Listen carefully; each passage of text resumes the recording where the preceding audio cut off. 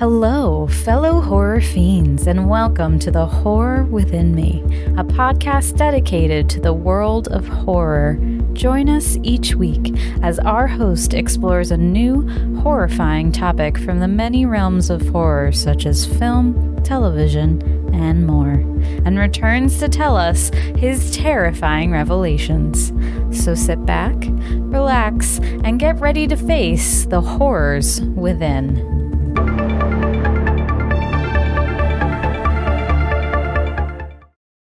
Hi, and welcome back to another episode of The Horror Within Me. I'm your host, Eric, and it's time for another Spooky Sunday, guys.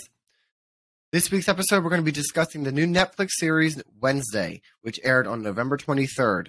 I'm so excited about this week's episode. I have so much fun stuff to talk about with it. We're going to be talking about some frightfully fun facts that are involved with it, some references that I caught from other works of Tim Burton and the Addams family, some pros, some cons. We have a terrifying trivia. We've got it all this week. So if you're a fan of the show, or if you haven't seen the show and you're listening or watching to get a recommendation, whether to watch it or not, stick around. I've got a lot going on, so I'm very excited. So we're going to jump right in. We're not going to waste a lot of time. So where is it at? It's on Netflix. And the synopsis is as follows. It follows Wednesday Addams' years as a student when she attempts to master her emerging psychic ability, thwart and solve the mystery that embroiled her parents. The IMDb rating is an 8.4 out of 10. And let's go down the list of starring characters and who they are in the show really quickly. Stars Jenna Ortega as the titular character. Let's just say the main character. I tried it and it didn't work. Of Wednesday Addams. Gwendolyn Christie as Larissa Weems, the principal at Nevermore Academy. Ricky Lindholm as Dr. Valerie Kinbot, Wednesday's therapist. Jamie McShane as Sheriff Donovan Galpin. Hunter Duhan as Tyler Galpin, local barista and son of the sheriff. Percy Hines White as Xavier Thorpe, a student at Nevermore with the ability to make his art come to life. Emma Myers as Enid Sinclair, Wednesday's roommate and who is also a werewolf. Joy Sunday as Bianca Barkley, who is the most popular girl at Nevermore and a siren. And Christina Ricci as Marilyn Thornhill, a botany teacher at Nevermore and the dorm mom of Wednesday and Enid. She's a quote-unquote normal person. And Musa Mustafa as Eugene Ottinger, a student with the power to control bees. Then we have our guest stars who are Catherine Zeta-Jones as Morticia Addams, Louis Guzman as Gomez Addams, Isaac Ordonez as Pugsley Addams, George Bercia as Lurch, and Fred Armisen as Uncle Fester. And it's executively produced by Tim Burton. All right, let's talk Wednesday. How would I explain Wednesday to someone who has never seen it? I'm asking myself interview questions. Are you guys listening? All right, no. If you've never seen Wednesday, I would describe it as a detective whodunit show meets teen drama meets Monster High. Do you know what Monster High is? Monster High, it makes me think of my niece who's 13. Love Monster High. She's into the weird shit like me, like the horror stuff. So, obviously, when Monster High was actually like those dolls. They were like Barbie monsters. But super cool. Nevermore Academy in the show is where Wednesday goes to school after an incident at a normal person school where she's expelled. This is going to be spoiler-free, by the way. As much spoiler-free as possible. Like if they talk about stuff, I have to talk about parts of the show, but it's not going to be plots that, change anything about the show. So, I lost my train of thought. Anyway, the series is like a detective show. There's 8 episodes, about an hour long, and it's a Tim Burton piece of art for the Addams family. So, how else do you want me to describe it to you? It's got those pieces of Tim Burton, it's got those pieces of Addams Family, and then it's got pieces of its own. And we're going to talk about all the stuff that I caught because I thought it was super fun. So there's 8 episodes, like I said, they're about an hour long. Here's a fun fact, right? The show was released or aired on November 23rd, I believe I said. Is that what it was? Let's see. Yes. So Wednesday broke the record for the most hours viewed in a week for an English language Netflix series with a total of 341.2 million hours watched in its first week of release. And it knocked out Stranger Things season 4 from that #1 spot. Do you guys remember the fucking phenomenon that was Stranger Things season 4? I even did like a Stranger Things season 5 episode of, where we were gonna do like fan theories, but like the iconic fucking running up that hill song that broke #1 after this, like Max and like, everything about Stranger Things season 4 hit through the roof. And Wednesday came in and knocked it out of its title. So that speaks volumes for the show itself. Take what you will with that. Agree with it or don't agree with it. Another thing that I thought was super cool is that they brought back Christina Ricci, who played Wednesday in the 1990 movies of the Addams Family, and the Addams Family Values. That's what I was first introduced with the Addams Family to.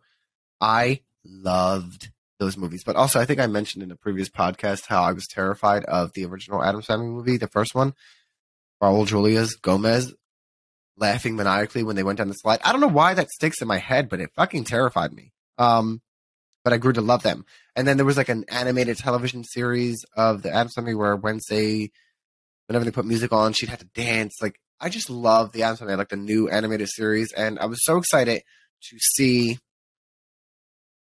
what this was going to be because it wasn't the Addams Family. It was Wednesday. So right away when I saw it, I'm like, okay, this is going to be something different. It's Tim Burton, and it's Tim Burton's take on Wednesday in the world of her. So obviously the Addams Family is a part of that. Her family's a part of it. But it was going to focus on that character, not the family unit as all the other pieces of work have. And then they announced the cast. And they announced Jenna Ortega as the lead role.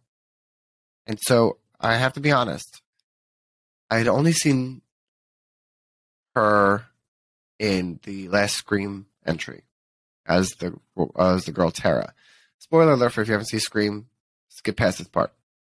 She played Tara, and she was the girl in the beginning that we watched get butchered and murdered to start the whole series of the movie again. But plot twist, she survives the entire fucking movie.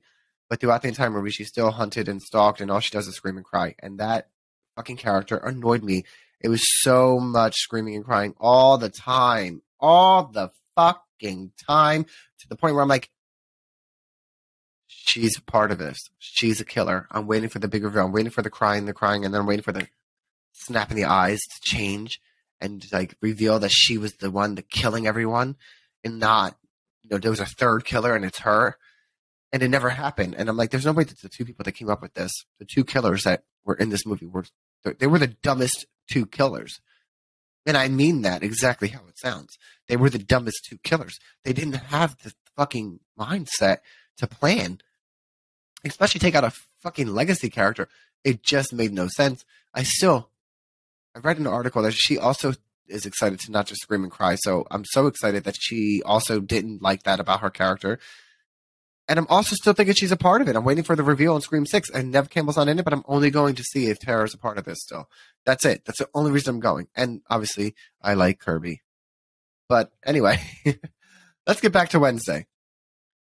Jenna Ortega, hat off. You've gained a fan. I fucking love you. Followed her on TikTok now. So talented. She's going to do great things in this world and portray great characters, and she is committed to her craft. And I don't say that lightly. I know I like a lot of things and I say a lot of things are my favorite, but she did the damn thing. And I'm going to go and see other things that she's been in and I can't wait to see all that she does. Very excited. So great job. I'm sorry that I judged you off of Tara only. Not that, so I guess you did what you were supposed to do for that character too. So moving forward, let's talk about things within this world of Wednesday that I thought were directly related to other references of Tim Burton work as well as Addams Family. All right. So first thing that I noticed, and other people on the internet have noticed because I've read this about it, was that The Nevermore uniform looks like Beetlejuice outfit in different colors. And the Beetlejuice outfit, if you don't remember, like his main suit is like the black and white thick stripes. And so the coats from Nevermore were like purple and black striped. And I was like, that's definitely a Beetlejuice reference. Second Beetlejuice reference was the monster on Wednesday looked like the Beetlejuice snake. The Beetlejuice snake is when, after the Maitlands try to scare the Deets out of their house with the shrimp hand after the iconic Dale, whatever. I don't know why I did it. And then he turns into a snake and he's causing fucking chaos and havoc and all that stuff. Very similar. I read this online. I actually didn't catch that, but after looking at the picture side by side, I was like, I could see it. I could see an inspiration behind the monster, which brought me to the next theory of, were we specifically dropping hints of Beetlejuice to remind us of Beetlejuice because there's stuff coming. Now, I know there's been a lot of talk of Beetlejuice 2. And I'm going to be very honest with you. I don't fucking know what's true or what's not anymore. I just don't know. You're stressing me out. Stop stressing me out. I need a fucking official Tim Burton. I thought there was. I don't know. Guys, is it happening? Is it not happening? I'm going to breathe for a second. I've seen so many different things. I would love for it to happen. I love the Maitlands. They just can't be in it. They just can't. Unfortunately, the actors have aged over 30 years, and the Maitlands are dead. They're dead. There's no way they age. So it would have to be they left Lydia in a different house. Maybe bring back Catherine O'Hara as a guest starring role. I don't know. You can bring back Michael Keaton as Beetlejuice because the makeup and stuff, we could do enough with him. But the Maitlands got to stay. Is it happening? We don't know. But I think it's so cool that Tim Burton has dropped these several hints that people are seeing. Or are we just seeing what we want to see? I don't know. Moving on. There's a place in Jericho, the town of Jericho, where Nevermore is, that has a thing called Pilgrim World. Now, if you're watching me, you see my fucking face. And if you're just listening, I want you to imagine I'm rolling my fucking eyes because it's so on the fucking nose that I know I'm not wrong. I don't care what you say. I'm not fucking wrong. Pilgrim World is a direct reference to Addams Family Values and the Thanksgiving play. You remember, if you've seen the Addams Family Values movie, which is like one of the sequels that I think were better than the original movie with Debbie. Oh, don't get me on Debbie. Debbie. Love her. Love Joan Cusack. It's iconic. But Wednesday gets sent to summer camp with Pugsley. Because of Debbie and Uncle Fester, she's got this whole plot point. At the end of summer camp, they decide that they're going to do the first Thanksgiving play. And they cast Wednesday as the lead opposite of the girl Amanda, the blonde hair, who played Harmony and Buffy. They to do the first Thanksgiving at Pocahontas and Sarah Miller. The stark opposites, Wednesday and Sarah. So it's too specific to have a Pilgrim World in the world of Wednesday and it not be in reference to that. It just, I'm gonna take it down. That's it. I thought that was fucking awesome. Just awesome. And I randomly always have the fucking Turkey Day song from that movie randomly playing, and I'll sing it to the goddamn animals. I'll be like, happy, happy Turkey Day. I don't remember the rest of it. That's all I'll sing. But anyway, has to be related. Has to be. Moving on. The structure of Nevermore Academy looks very similar to the structure of the Addams Family house, which we don't get in the show because the show setting is at Nevermore and not the family home. I think we get a small background flashback of the house when Wednesday's outside as a kid in one of the episodes. But other than that, we're never in the house really like that. Like there's little flashes, but it's not what we're used to. And it's such an iconic setting, right? So I feel like if you look at Nevermore, it's got like I don't know the proper terms. I'm not an architect, but it's got like the thing with the spikes around it. I don't fucking know. Times 10, it turns into a school. Looks like the Addams Family house as a school. I thought that was pretty cool. And the last thing that I noticed, which is this I don't think it's a spoiler, but in the show, Wednesday finds that there's a secret society. I don't remember what it's called, but Nevermore Academy, if you haven't caught on yet, is related to Edgar Allan Poe, Nevermore, who is my favorite poet. I loved him growing up. I have that Michaels thing, if you've seen on TikTok last season for Halloween, the past Halloween season, where he's like on the books that say Nevermore and it's like a statue head thing. I have it. I used to think that I was cursed, like Edgar Allan Poe, to lose everyone I love because of the trauma and loss of everything in my life. Like every time something good is happening, I'm waiting for the other shoe to drop. I should probably go to therapy, but I'd rather just sit here and talk to all of you and talk about escaping into these macabre worlds. Spooky. Yay. Yeah, so in Wednesday, there's a statue of Edgar Allan Poe. And he's holding like a book or something, and it's like clues. So she's trying to figure out the clues. So at the end, she figures it out, and the last thing she has to do is snap. And I was like, that's so cool. So everyone should know the theme song to the Addams Family. So it's like, dun-dun-dun-dun, dun-dun-dun-dun. And that is amazing that they found a way to put it in the show without forcing it and making it not make sense. And it made perfect sense in this world. I loved how smooth a process that was to get that in there. And those are the things that I found in reference to other Tim Burton or Addams Family pieces of work. I thought that was so fucking awesome. If I missed any, or if you don't agree with any, let me know on the Heart Within Me podcast page, because I'm dying to know if anyone found more than that. And I didn't look on the internet to see if they did, or if I was correct, because I don't want to break my own heart. I want to move on and talk about TikTok. And you already know where I'm going with this. Most of you should already know where I'm going with this.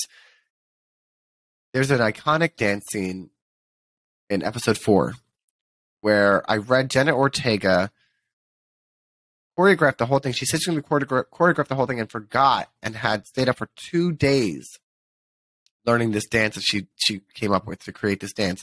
But in the show, Wednesday goes to this dance, and she does this dance to a song called The Goo Goo Muck by the Cramps. And I don't know who started this on TikTok, but somebody redid the dance on TikTok, and it went fucking viral. Like, it's still happening. It's still happening. What's funny is that it went viral with the wrong song. Like, somebody, instead of using Google Muck, did a version of Lady Gaga's Bloody Mary, which I had never heard, and I'm a big Gaga fan, but I didn't listen to every song on the album, of all the albums. But I like the song. I listened to it afterwards, and it's pretty cool. And I like the TikTok version. It's pretty cool. But I like that people are also doing the Goo Goo Muck and actually doing it to it. And it's so wild. Like even yesterday, I saw one of a weatherman who's like reporting the weather. And he's like walking, boom, boom, boom. I'm like, as he walks from his desk over to the green screen to talk about the weather. Like, I want fucking Adam Joseph or Hurricane Schwartz in the Philadelphia area to do that for me. Can we see this happen? Let's go, guys. My husband is even like, go ahead, you need to do the Wednesday dance. I'm like, I'm not fucking doing the Wednesday dance. And let me explain to you why. Let me tell you why. It's not because I can't dance. Because, I mean, I'm going to sound really cocky here, but those of you who listen that actually know me in real life, I can dance. And it's not that you need a lot of rhythm to know how to do this dance. You don't. But I'm just not doing it because it's not the content that I put out there. I don't have dance challenges on my TikToks. I don't do that. That's not what I do. And I don't put things out there to just gain views and followers. Like, I put out things that I'm passionate to talk about. I want to share my inner things with. Same thing with the podcast. I've said it time and time again. I've always been a person to do things in my own way on my own time. Not because a bunch of other people are doing it. I do what I want because it's interesting to me. So I didn't do the TikTok dance, and please don't challenge me to, because I probably will feel guilty and feel like I need to, and I don't want to. But it went viral, and it was like think about like when Stranger Things season 4, we were talking about like with that Running Up the Hill song that broke records, like the power that social media has. I'm going to take it back to the 90s or whatever, like, with great power comes great responsibility. Social media has the power to make or break societies, man, or just change things. But I love when stupid things like this, I go on my TikTok to see stupid things like this instead of all the hate and the debates all the time. Because I mean, I get sucked into it and I'm very vocal and I don't care if I lose people for my opinions. Obviously, I'm a gay man and I don't agree with a lot of the real big conservative views to take away the rights and things like that. So I do see that a lot. And I also see a lot of content from other horror creators on TikTok that I am so inspired by. I love them. I'd love to see the support for me and I love to give that support back. And I love to see that too. But then I also like to see just crazy, stupid things. Like, you know, take your mind off of the horrors of the world, right? But TikTok is amazing. I love TikTok. And I used to be so against it. But anyway, another thing that I noticed in the show, I'm looking at my notes as well, is that every title in every episode had the word woe in it, like WOE, which means great sorrow or distress. And I was like, oh, that's so cool. No, I knew woe was like weird, but I didn't know like specific definition. I definitely looked this up. And I was like, because I have like, this is not a coincidence. Like, this is a reason. Like, this is an Easter egg. This is something we're supposed to inquire about. We're supposed to want to know why it's always there. So I'm like, I'm going to look it up. Here's what I found. It is a direct reference to a poem called Monday's Child, which is the poem that was inspired to name the character Wednesday. That's where the Wednesday's name came from. So I'm like, okay, so what's the poem? And it's like, goes something like, you know, Monday's child blank blank, Tuesday's child blank blank. But the line Wednesday, when you get to Wednesday, it says Wednesday's child is full of woe. And I was like, oh, that's so fucking cool. I love the attention to everything is done deliberately, which takes me back to Pilgrim World and the structure of Nevermore and everything else that I mentioned. Tim Burton and his team and the creators, everyone involved, really paid attention to everything. So it's not, if you think it's involved in something else and you have a reminder of something else, I honestly believe that's what it is. And I'm going to just stick to that. I'm going to stick to that because I feel like that's what it is. If you went that far, everything else that we're noticing has to be involved, right? Like we can't just think that we didn't just make it up. And I think that that's so cool that they put so much attention to it. So that's going to take me to the next point of the episode, which we're going to do what we always do, but we're going to do it a little bit differently. So we're going to do this week's terrifying trivia question, but instead of doing it at the beginning, I'm going to do it now, and I'm going to answer it now. Because I think that it's got a part of what I was just discussing with the creation. So this week's terrifying trivia question is as follows. Who created the Addams family? Simple question. It's a simple answer. Do you know? I'm going to pause. Pause and count to 3 in your head. Ready? All right. The answer to terrifying trivia is Charles Addams is who created the Addams family. And now Charles Addams was an American cartoonist who created the Addams family, and they first appeared in like a comic strip in the New Yorker back in 1938. We are still getting new content of this family today. Let's take a moment and think about that. And it makes me want to touch on something because it's one of the topics that I see discussed where like, stop doing the same thing over and over again. And I'm like, I feel lucky to be involved. I feel lucky to be alive during this part of history in the world, like these years, right? Because things from my childhood and my parents' childhood, characters that were created before they were born, are still being reintroduced to new generations today in new ways. And I think that's amazing. I think we still need new stories and new characters and all of that for fresh pieces of work. But I think it's awesome to keep things like the nostalgia stuff alive. It's so powerful. And that's why it takes me like to think of like the Halloween ends and Halloween, trilogy. Say what you want about it. I was excited to get a new fucking Halloween movie every year for the last few years, almost every year, because it was so fucking exciting to know that they were coming, to know that Laurie Strode was still here, to know it was still Jamie Lee Curtis, to get new stories involved in these worlds, new timelines. Whether you thought they were good or not, it was a whole new timeline.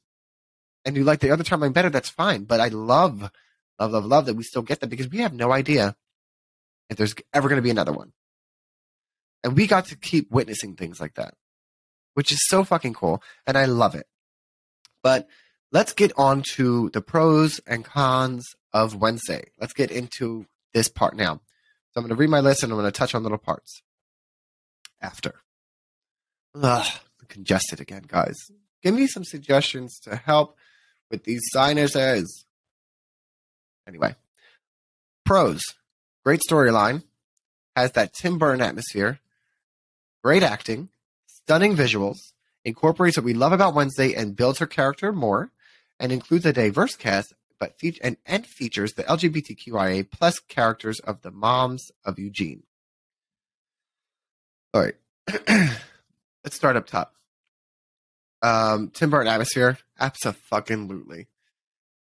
There's certain things we expect from Tim Burton work, and Wednesday didn't disappoint. Incorporates what we love about Wednesday and builds her character more. I think that we have this version of Wednesday from back in the 90s that we liked. And I think that the actor Jenna Ortega took things that we liked about it, but also made it her own version. And I like that. I love that. It was so well done. Also, like back in the original show, the cartoons and the 90s movies, the oldest we've seen Wednesday was like 13. Whereas in this show, she's like 16, 17. So it's a whole different stage of her life. So it's really got to see her in a time that we had never seen her. It made it, I think, a little bit easier for us to digest because she gave us what, in my opinion, the mannerisms of Wednesday and elevated them in her own way to what she would be like as a teenager, almost an adult. So very well done. And the last thing I want to say, which was including the moms for Eugene, this was a huge pro for me. As a gay man, I love to see any inclusion. That's just who I am. I like it. But the way that they did it specifically, and maybe it's just me that it had such a big impact on, but it was introduced seamlessly. It was introduced so nonchalant. Like, it's a scene where, like, I don't want to get too much into it, but, like, his moms have to show up. And they're like, these are Eugene's moms. They're like, oh, hi, how are you? And then, like, that's it. Just like, these are Wednesday's parents. Okay, hi, how are you? Like, it was so fucking, all right, don't get me wrong. I think it's important that when we have representation, that we can, show representation of, like, the bad things that we, discrimination that we are faced against. Because I get discriminated on a daily basis. Whether I hear it or I don't, I know there are people who don't want the best for me. Even people in my life who say that they love me, don't fully mean it because they have views that discriminate against me. So I understand what discrimination is. I understand the importance of showing the world a better way of introducing my community. But what I liked about Wednesday is that it was simple. It didn't show that. It wasn't overly stressed. Like, oh, good for him or good for them. It was, these are Eugene's moms, and then move forward. They were written into that just as any other set of parents were written into that, and nobody batted an eye. No one blinked, nothing. I thought that was so important, and we need to see that more. It's just as normal as anything else. We don't need to put too much emphasis on it. Just show us. I like it. People need it to feel normal, just like everyone else. So, well done. Let's move on to the cons. I have two cons, but they're fucking... The one is really big, so let's do the one that's not so big. One of the cons that I thought about popped in my head. I like to write my notes after watching content to be very fresh and raw and not have a lot of time to dwell. So I wrote, stories sometimes felt like it was trying too hard to throw us off. It's a whodunit. So, they have to try and throw us off the track. And I felt that sometimes it put a person of interest in front of us that was like too obvious, like they were trying too hard. And I was like, they didn't have to do that. It was doing well without it. Excuse me. I had to clear my throat because this next one's a big one for me. The chemistry between Gomez and Morticia was missing. I was very underwhelmed and disappointed with the characters of Gomez and Morticia. People were upset at the casting of Gomez because of the way he looked, and I thought that was very rude. I don't care about how they look. But Gomez and Morticia have an iconic and disgusting, and when I mean disgusting, love for each other. It's one of those things you're like, oh my God, get off each other. But they cannot exist without each other. They cannot keep their hands off each other. Their love is so you're jealous and nauseous at the same time. And that was missing for me. Those characters, they didn't do it for me. Even the younger versions, they were there, but it was the spark. They didn't do it. And I'm so sorry. Catherine Zeta-Jones, Louis Guzman, you're good in your crafts, but you were missing for me. And I'm so happy this was a Wednesday show and not an Addams Family show, because if they were in every episode, I just wouldn't have liked it, I don't think. It just was missing for me. When they were in the episodes they were in, I was excited that their characters were there, but I also was excited for them to get off screen because they just weren't doing it for me. But those are my pros and cons of the show. So let's get to the rating system. Rating system, we're going to do hands. How many hands we give it? Hands because of Thing. Thing was amazing. Quick shout out, Uncle Fester. Fucking weirdest Uncle Fester, but liked him. Liked him a lot. Bugsy was cute too. Anyway, I rate the show Wednesday 9 out of 10 hands. It was so fucking good. I watched the first 5 episodes with my husband in one night, and then we had to go to bed because it was fucking late. And then he came home from work the next day, knocked out his homework quickly just so we could finish the last 3 episodes. And it's funny because we started it on a Wednesday and ended it on Thursday, but it just sucks you in, and it's over so fast. And I highly, highly recommend going and watching it on Netflix. Knock it out in a weekend. I wrote this as my takeaway. All in all, Wednesday is successful in creating another beautifully dark Tim Burton world that still honors the character and the world of the Addams Family we know and love. That's my honest opinion. And I tried to look up to see if there were any updated information on a season 2, which I still haven't seen. Hopefully there's a season 2. I would love for there to be a season 2. They ended the season on a way that they can continue storylines and introduce new ones. So if whoever was involved wants to return, I don't see them not getting the green light to move forward. So let's get a season 2 of Wednesday. But that is it for this week's episode of The Horror Within Me. Go on over to the Horror Within Me Facebook page. Go to the Horror Within Me podcast group. Join the group. We not only talk about the episode, but we talk about everything in the horror community. Share what you're watching. Get recommendations. Give us your ratings. Let's communicate. That's how we bond. And the Facebook page itself is more updates on what I'm doing over here for the show itself. Same thing with the Instagram. TikTok is super fun content, clips from the episodes, but also other things that I rate and things like mini reviews, stuff like that, and fun little things. And also this is on YouTube. So if you're watching on YouTube, hello, thank you for watching. If you are just listening, thank you for listening. But you can also, if you want to watch it on YouTube, go over to the YouTube page, The Horror Within Me. And that's it. That's this week's episode. Please like, rate, review, subscribe, do all the stuff that, people say we're supposed to say and tell you to do. But honestly, thank you for listening. Thank you for being here with me. And I hope you enjoy the rest of your spooky Sunday or whatever day you are listening to or watching this episode. Stay safe, my friends. But more importantly, stay spooky.